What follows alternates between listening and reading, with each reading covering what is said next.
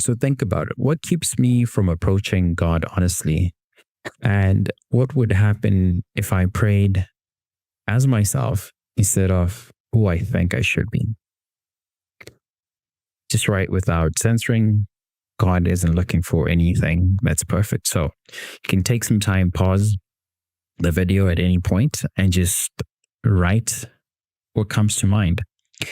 And yeah, think about what maybe holds you back sometimes. All right. So I'll also share what I wrote, and you don't have to share with anyone. You can just write and just keep it yourself.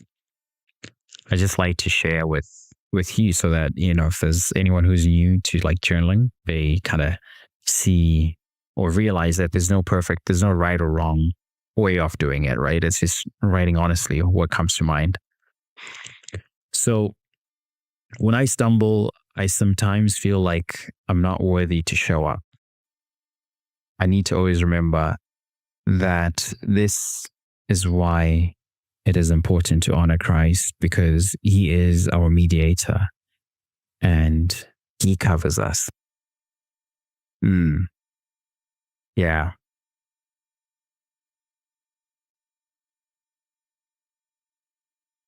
That is it. Yeah. Because I don't know if anyone else feels this way, but it's sometimes, it's like when you stumble, sometimes is that feeling of like guilt, and maybe it's like shame. You're like, okay, I've been doing well, and then maybe you stumble, and then you have this feeling of like guilt, or you start feeling like, oh no, I'm not worthy, I can't kneel down, I can't go and pray. And that feeling, I think it used to hit me a lot, like a lot, right? Like when I was, I think, I was young, I would say, like, in my teen years as well as, yeah, like especially in my teen years, I would say, or even like early 20s, maybe early 20s as well. And it was something that I would just feel bad about. And especially like, there's that age where you're like going out, you're partying, you're, having fun with friends, right? Let's say if you go out on a Friday, Saturday, like you may be hungover, and then you're like, okay, oh my goodness, okay, Sunday, okay. Sometimes you go, you're like not even there, right? You're tired and your body's just there, but your spirit is not there. And yeah, those times, like it would be very hard to like actually go to church or pray or kneel down and pray. Maybe the only time that I'll be praying would be like on the Sunday when I actually go to church. So I'll be like, okay, I just gotta go. Right. And yeah, like that was always hard. Right. And at that time, it was like my mindset was more like, I knew what I was doing wasn't aligned with what I should be doing as a believer. And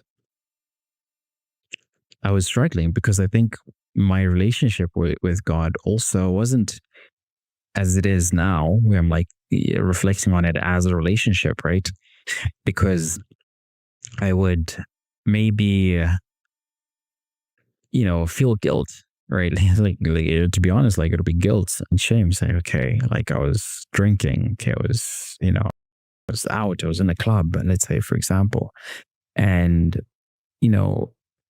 for me, I just felt like I could fall down, and it was almost like I was point off like love and approval and the grace. I didn't think about grace, and what I was doing was rooted in kind of like living under the law, man, on this 33-year like COVID. That's when I was like, okay, I need to return back to my faith as well. because I was like a lukewarm, right? So I was like, I need to get back to my time. It was more of me working on my relationship with God and with Christ. You actually love for me. It's actually helped me to live. To actually live a life that I'm more confident in my faith. Right. Even when I stumble now, it's like, okay, no, I know that, that is the devil trying to accuse me to say, no, like you're not worthy. You can't go and pray. Right. That is still the devil trying to, create doubt in your mind when that happens. And it's also realizing that what Christ did on the cross to atone for sins, he covered it all. So I shouldn't spend time sitting in that guilt and spending weeks, months not praying, right?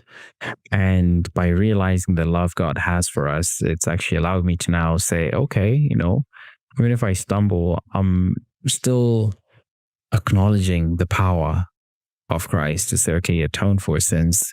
And I'm also repenting and not going back to the same thing and making better decisions that align with the Spirit. And some things that I just maybe didn't pay attention to was also like the things like the input, the things that we get exposed to all the time, where you now realize like, okay, this is not aligned with my faith, right? So you start cutting out things that sort of try and print things in your mind, right? Like whether it's like the music that you're listening to or the movies that you're watching, and those things you start realizing, oh, okay, the people who are actually intentionally creating this kind of content or this kind of music to try and get your spirit to align with the world. And those realizations now, when the Spirit's now working, it starts revealing a lot of stuff to you, right? And you start seeing the world for what it is. And you realize the relationship with God is what's most important, because they're trying to fight for my soul. The world is trying to fight for your soul. And so you just have to realize that, all right, so it's there's more to it, right? Like there's layers to like this whole thing where, living in grace and also showing your faith by your works. That's the part that I had to, now think about. It's like, okay, my faith, for me to show my faith is also through my works. It's not that I'm doing the works to earn God's love or to be saved, but it's to show that, okay, I've been saved, I have faith, and my works now show that. So that is now living in a Christ-like manner. And yeah, so that was my, I would say my own reflection that I had. And now it's always coming back and just making sure that the devil's not accusing you, because the devil's an accuser. Because remember, like he went in the courts when he was trying to afflict so much on Job, right? He actually went to God, the devil, and tried to convince God that, hey, if I do this to this guy, he's gonna, stop worshiping you and he's gonna curse you.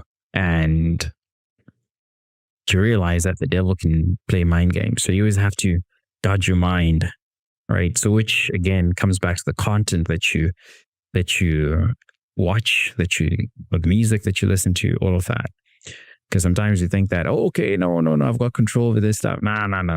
That stuff goes into your head. It sits there somewhere. Those ideas. It's kind of like that whole thing where someone says, don't think of a pink elephant.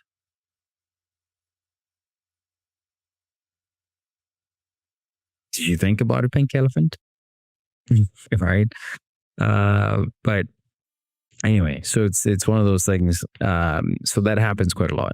And when you're not alert about what's being said, they might try and put things in your head. And as a kid, you don't really know or understand a lot of this stuff, right? So it's important to always be watchful. Even if you have kids, if you're watching this, you have kids, just be watchful of what your kids are also watching, right, online, what they're exposed to. Okay, so